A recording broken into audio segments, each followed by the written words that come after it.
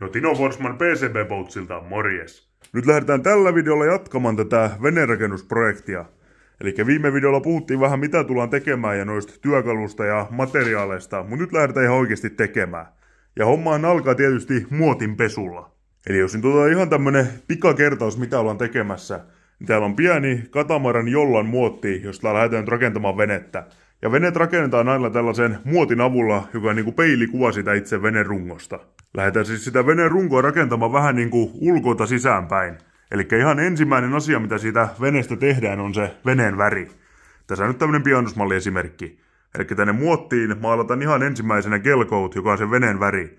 Ja vasta sen värin päällä aletaan sitten laminoimaan itse lasikuitua. Eli gelcoat on se NS-maali, jolla se veneen väri luodaan. Tämä on siis polyesteripohjainen, todella paksu, vähän semmonen geelimäinen aine. Ja tosiaan polyesteripohjainen, eikä vähän niinku sama tavara kuin toi polyesterihartsi, jolla lasikuitua laminoidaan. Mutta saa vaan noita väripartikkeleita ja muitakin lisäaineita mukana. Ja tällä nyt tosiaan päätetään se veneen väri.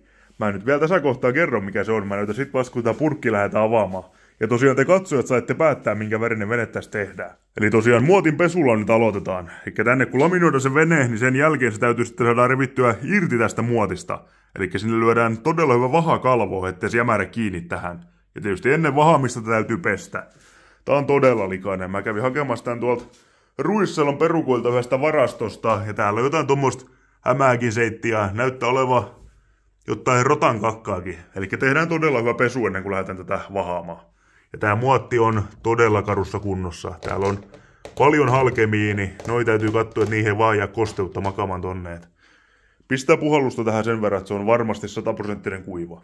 Tuommoiset kohdathan tarvitsisi oikeasti korjata muotista ennen kuin siihen lähdetään mitään laminoimaan, mutta mun on nyt tarkoitus tästä tehdä vaan yksi runko ja vaan videoja varten, niin en jaksa lähteä tätä muottia remontoimaan. Katsotaan, että nyt ruvetaan tekemään enemmän, niin sitten on toinen juttu.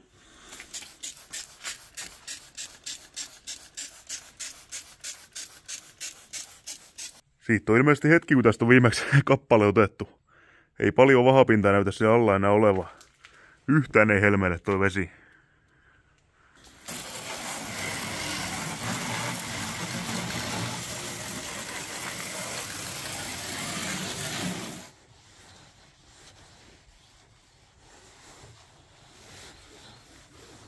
No niin, kyllä kiiltää. Sitten hyvä huuhtelu ja sen jälkeen kuivumaan.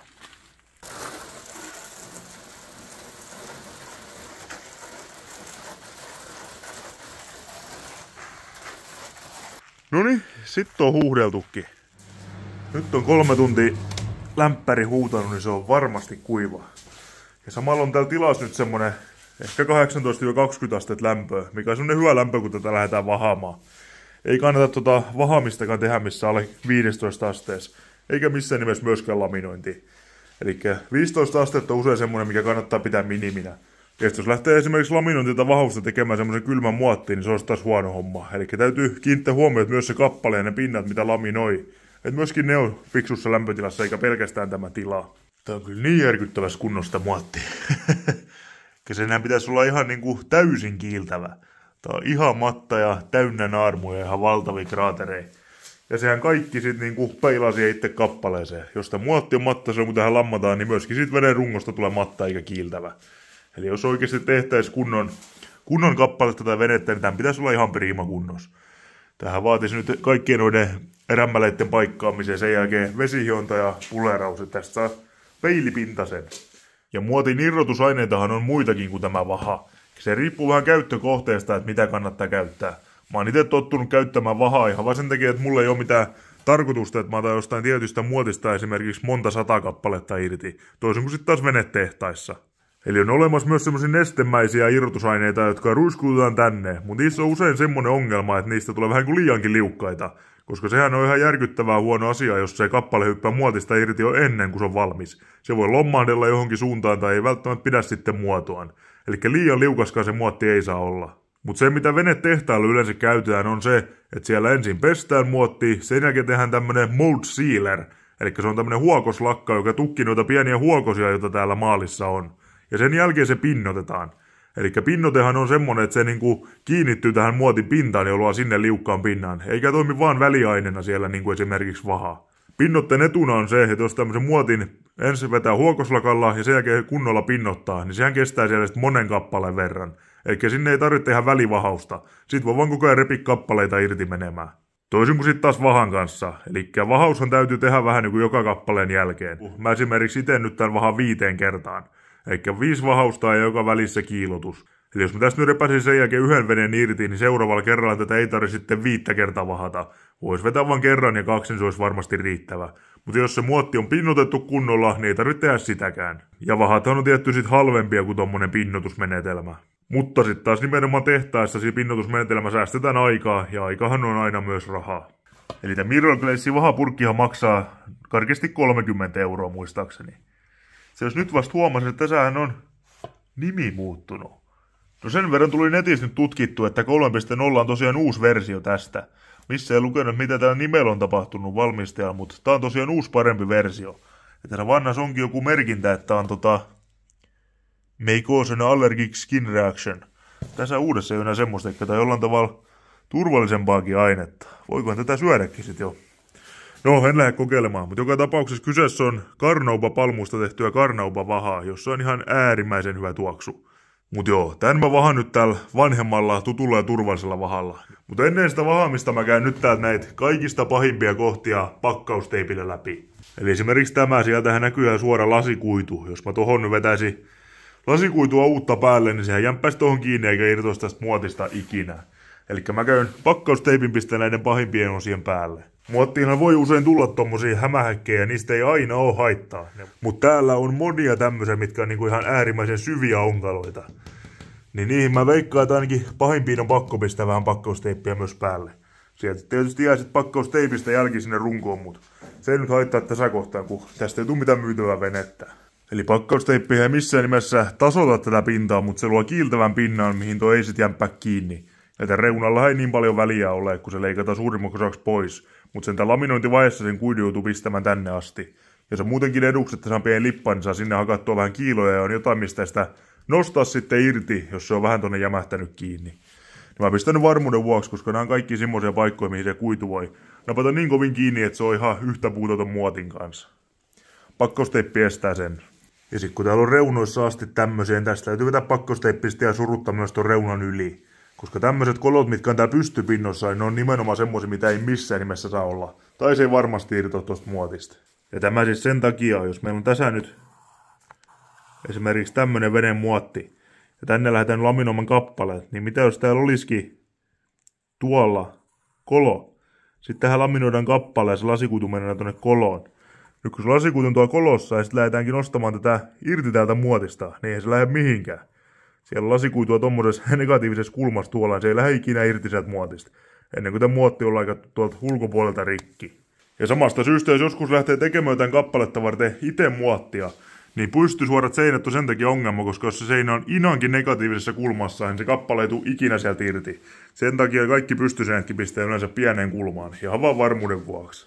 Ei nyt niin paljon ollutkaan täällä itse muottipinnassa, kun mä kuvittelen, että nuo reunat nyt oli pahat, mutta ne nyt varmaan olisi selvinnyt ilmankin teippaamista, mutta tuollakin oli sitten muutamia tommosia, mihin mä nyt pisti varmuudeksi teipin, että saa suurimmat rämmälet niistä pois. Ja tosiaan noista pystyseinissä ne kannattaa ottaa pois, ja varsinkin takia, että se kappaleen niistä jämähdä kiinni.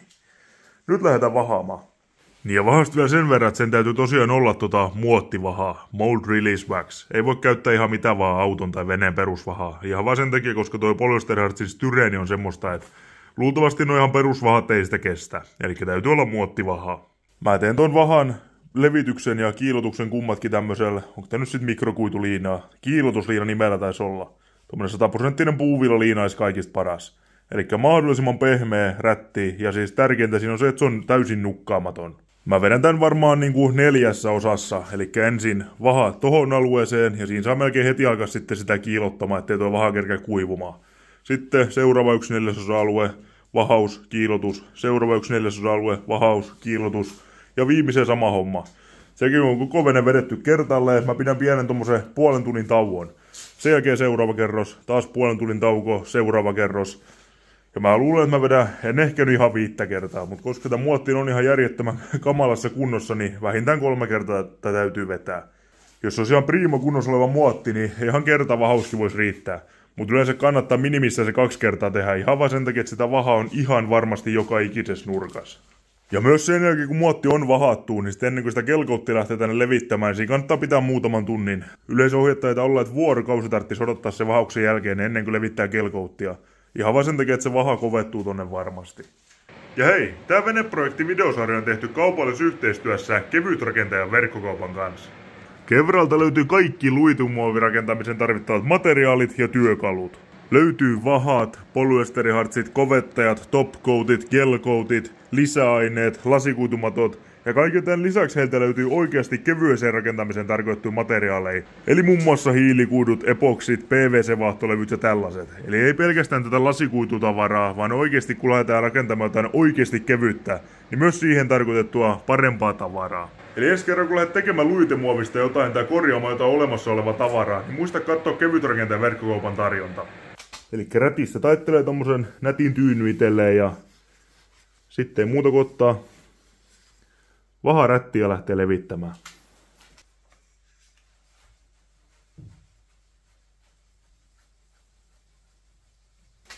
Ja nyt kun sieltä on yksi nurkka tehty, heitetään tämä jassikkaa, otetaan uusi liina ja sen kanssa tehdään kiilutus. Noin. Ja sama homma kuin kaiken munkin vahauksessa, eli se kiilutus täytyy tehdä ennen kuin se vaha kerkee kovettumaan. Mieluummin kiilottaa sen liian ajoissa kuin liian myöhään. Ja vahauksessa eikä kiilotuksessa kummassakaan ei tarvitse käyttää voimaa. Siinä on tarkoituksena nimenomaan levittää sitä vahaa ja kiilottaa sitä, eikä hinkata millään kauhealla kiukulla. Sitten on ensimmäinen kierros vedetty nyt koko pulkkaa.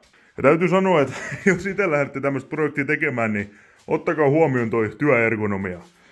Ja mäkin on nyt 2 metriä pitkä kaveri ja tää on tässä maan tasalla, niin rupean selästä ottamaan nyt jo. Mä tiedän, että huomenna mä pääsen enää sängystä ylös. Jos olisi fiksu ollut, olisi tätäkin vähän nostanut jollain. Tuonne olisi helposti saanut vaikka ihan vaan 2/4 alle, niin taisi ollut huomattavasti mukavempaa. Se oli yksi homma, ja toinen homma se, että vaikka nyt kyseessä on todella pieni vene, niin tässäkin jo huomaa, että sitä rupeaa jossakin kohtaa painamaan todella kovin. Eikä siinä tulee semmonen kiirekiukku päällä väkisinkin, ihan alitajunnasta. Eikä jos huomaat alkaa sormet särkemään, niin sitten tietää, että painaa liian kovaa. Sitten täytyy vähän rauhoittua ja muistaa, että nyt sitä ei hinkata tuohon, vaan se vaha halutaan nimenomaan levittää siihen. Ja sitten kolmas juttu, eli mä nyt aloitin tänne ensimmäisen vahan levityksen täältä, ja menin tästä niin kuin koko veneen ympäri tänne. Ja nyt mä pidän tässä semmoisen tunnin tauon ennen sitä seuraavaa kierrosta. Niin semmonen fakta, että nyt seuraava kierros kun lähdetään tekemään, niin se aloitetaankin tästä ja lähdetään toiseen suuntaan. Ihan vaan sen takia, että se on ihan kiistämätön fakta, että nyt kun tuolta on aloitettu, niin tuolta kun mä aloitin, niin mä oon tonne vahannut huomattavasti paremmin kuin täällä viimeisissä nurkissa. Sen verran tyhmä toi ihmisaivo on, että sitä vaan rupeaa väkisinkin kiirehtimään ja alussa tekee vähän niin kuin laadukkaampaa työtä kuin tuolla lopussa. Eikä seuraava kerros aloitetaan nyt tosta, mihin viimeksi lopetettiin ja lähdetään tulemaan vastakkaisjärjestyksessä takaspäin, jotta saadaan varmasti tasalaatuinen vahaus. Mut joo, nyt mä menen vetämään jonkun joogan tohon mun selän kanssa ja keittämään itselleni kahvia. Tunnin päästä seuraava kerros. No niin, ja sit seuraavan kerroksen kimppu. Ai että täällä on hyvä vahanhaju. No niin, siinä se on. Muutama rätti meni, kädet on aivan loppu. Mä vedin nyt 4 kertaa koko homman läpi, tai 3 kertaa koko homman ja sitten 4 kertaa noi pahimmat paikat. Sen nyt pitäisi riittää. Tosiaan se on nyt aina semmonen, että no se 3 on semmonen minimi mitä suositellaan, mutta mitä enemmän sitä vahaa tähän pistää, niin sitä suurempi todennäköisyys on se kappale irtoa tästä muotista. Tässäkin kohtaa nyt kun tämä muotti on näin järkyttävän kamalassa kunnossa, niin tuskin olisi ollut paitteekin, vaikka olisi vetänyt vielä muutaman kerroksen, mutta nyt ei kerkii, eikä oikein jaksakaan. Rupeni nimittäin olemaan aika myöhään nyt jo. Mulla meni vähän myöhäisen tää vahauksen aloittaminen. Kyllä toi saanut riittää. Jos jämpää kiinni, niin sitten rikotaan muottia ja katsotaan, miltä se kappale siellä sisällä näyttää, mutta en usko. Kyllä niitä on muottia joskus kiinni jäänyt, mutta siinä on ollut sitten joku ihan selkeä vikka. Joo, eli nyt siinä on sitten vedetty kaikki ne ja se on kiilotettu kauttaaltaan. Nyt se saisi odottaa sit mielellään vuorokauden, mutta mä varon nyt yön yli ja aamulla tuun vetämään tänne sitten kelkoutiin. No niin, hyvää huomenta ja hyvää pääsiäistä. En tiedä onko se ihan pääsiäispäivä tänään vielä, mutta pääsiäisviikonloppuna ainakin. Ja nyt katsotaan, mikä väri tästä veneestä tulee. Jaha. No, vähän näkyy. RAL 2004. Vakiriitti varmaan tässäkin vaiheessa tietää, että mikä väri on kyseessä. Avataan loota. Ai että mun jännittää ittekin, mä en oo vielä nähnyt miltä näyttää. Eli tosiaan te katsojat saitte päättää ja siellä oli 2 väriä, mitkä tuli ylivoimaisen kärkeen. Se oli pinkki ja oranssi. Ja mä kysyin meidän tytöiltä sit kumpi näistä tehdään ja he valkkas molemmat oranssin. Ja mun mielestä äärimmäisen hyvä valinta, koska oranssi on toinen mun lempiväreistä. Toinen on vaalean sininen. Ja mulla on itse asiassa just Silacraftin tehtaalta tulossa täysin uusi vene, joka on vaalean sinisellä värillä. Ja nyt kun tää tehdään oranssilla, niin kohta mulla on toivottavasti pihassa 2 täysin uutta venettä, jossa kummassakin on mun molemmat lempivärit. Ai että se tulee olemaan hieno parivaljakko.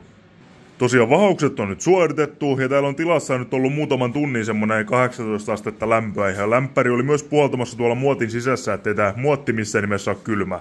Ton kelkoutin kanssa tää homma on äärimmäisen tarkkaa ja myös sen kelkoutin paksuus, jotta se tulee kovettumaan oikein. Eli suosituslämpötila, jossa tän kanssa touhutaan, on yleensä 18-22 astetta, ja mä pitäisin itse semmoista 15 astetta ihan miniminä. Ja tähän pistään kovettajaa hieman enemmän, mitä tuohon perinteisen polyesterihartsiin, jonka kanssa lasikutulaminointia suoritetaan. Eli kovettaja laitetaan vähän sen lämpötilan mukaan 1,5-2,3%. Ja kerroksia maalataan siis 2, ja ne maalataan 2 eri erässä, ja molemmat kerrokset saa olla todella paksuja. Eli semmonen aika hyvä nyrkkisääntö on, että miettii, että tänne tulee 300 grammaa per neliö, ja se 2 kertaan, eli semmonen 600 grammaa per neliö ihan minimissään. Meidänkin kannattaisi tähdätä sinne 800 grammaa per neliö. Joo, ei muuta kuin tehdään nyt äärimmäisen hyvä sekoitusta on nyt ihan just avattu, niin täällä näkyy täällä on vähän aineet vielä sekoittamatta, niin tehdään hyvä sekoitus sille, sen jälkeen punnitaan kuinka paljon sitä tarvitaan, kovettaja sekaan ja lähdetään maalaamaan. Ja kelkoutin kanssa se kovettaja, kun on sen sekoitettu, niin siinä on semmonen noin 20 minuuttia aikaa touhuta, eli se vetää aika nopeasti niin paksuksi se keeliytyy, että sitä ei enää voi maalata. Ja mä teen maalauksen ihan tämmöisellä mohair-rullalla. Tän kanssa on aika hyvä saada, tai oikeastaan aika hankala saada tarpeeksi paksua kerrosta. Mutta olisi pahimmissa kohdissa mä käytän pensseliä apuna, että saan varmasti sen tarpeeksi paksun kerroksen joka paikkaan. Muistakaa kaasumaskit, käsineet ja äärimmäisen hyvä ilmanvaihto tänne tilaan. Näistä mä puhuinkin jo enemmän tuossa ekassa videossa tähän projektiin liittyen, niin kattokaa se ennen kuin lähtee tekemään. Koska laminointiprosessista tulee äärimmäisen myrkyllisiä kaasuja. Noista täytyy pitää huolta. Ja tosiaan minimissään se 300 grammaa per neliö, ja tässä nyt on arviolta ehkä 7-8 neliöä. Jos laskee vaikka sen 8 neliön mukaan, niin 2,5 kiloa pitäisi riittää. Mä teen varmaan tommosen 3 kilon setin, niin saa sit varmasti tarpeeksi sitä tänne. Ja semmonen 6 kiloa tätä kelkouttia tulee arviolta tähän nyt menemään. Eli 3 kiloa ekaan kerrokseen ja otetaan tosta punnitus päälle.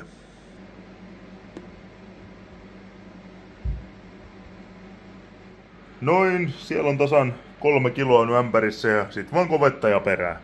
Ja mä käytän nyt aika tasan 2%, ehkä pistän 2,1%, koska multa tilaa nyt ei ihan 20 astetta oo. Ja tää on kumminkin sen verran pieni kappale, että on aika nopeasti tähän vetäsee. En usko, että tulee liian kiire tuolla 2,1% kovettajan kanssa. Eli 3 kiloa ja 2,1%, niin se tarkoittaa 63 millilitraa kovettajaa. Tästä tulee 5 millilitraa maksimissaan kerralla, eikä näitä saa muutaman kerran tonne töötätä. Ja sen verran fiksu oli, että hansku ei laittanut käteen, niin nyt sitä oranssia on sit jo joka paikassa. Tää on aina vähän tämmöistä samaa kuin kuvaa ja touhu. Eli ei tosiaan muutu kovettaja sekaan äärimmäisen hyvä sekoitus, ja heti kun kovettaja on sekoitettu hyvin, niin saman tien maalaamaan aika kovalla kiireellä.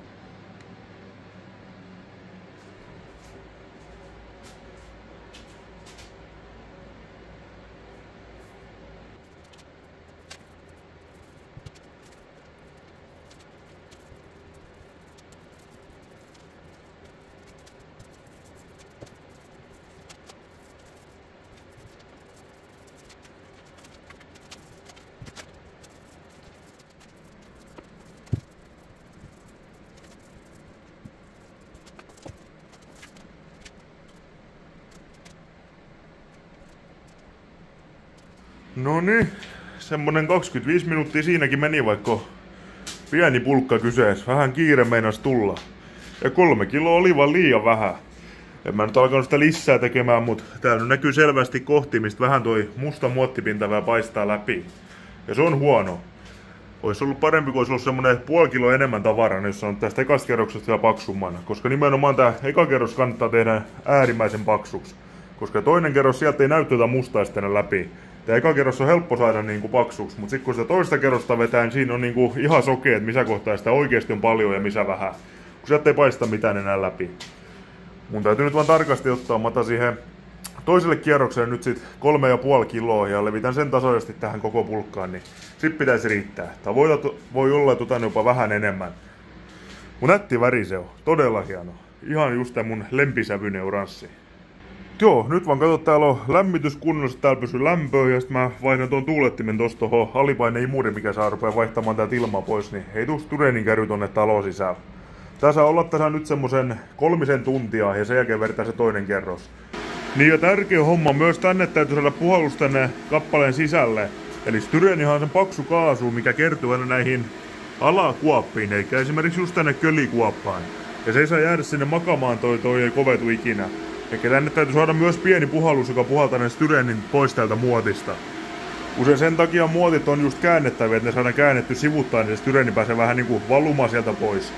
Mut mulla ei oo semmoista mahdollisuutta, mä pistän tosta semmosen pienen lehmänhöngän tänne, mikä puhaltaa ne Styrenit pois. Noin.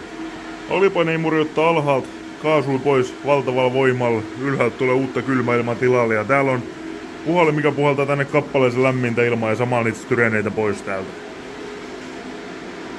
No niin, nyt sit on 3 tuntia aikaa, kun mä vedin tän ekaan ja katsotaas. Jep, nyt on täydellinen. Eikä sormenjälki jää tonne, mut sormeen ei jää enää mitään. Nyt on kaikista paras hetki vetää toinen kerros. Ja seuraavan kierroksen mä otin nyt hiukan yli 3 kiloa, eikä 3,3 kiloa. Tällä lähdetään nyt vetää sit toi toinen kerros, jonka pitäisi olla nyt ihan paksumpi vähän kuin tuo alkuperäinen, kun sieltä kerran vieläkin näkyis ainakin paikkapoikojen läpi toi musta muottipinta. Niin ja myös kovettaja kannattaa nyt tähän viimeisimpään kerrokseen laittaa inan enemmän kuin siihen ykköskerrokseen.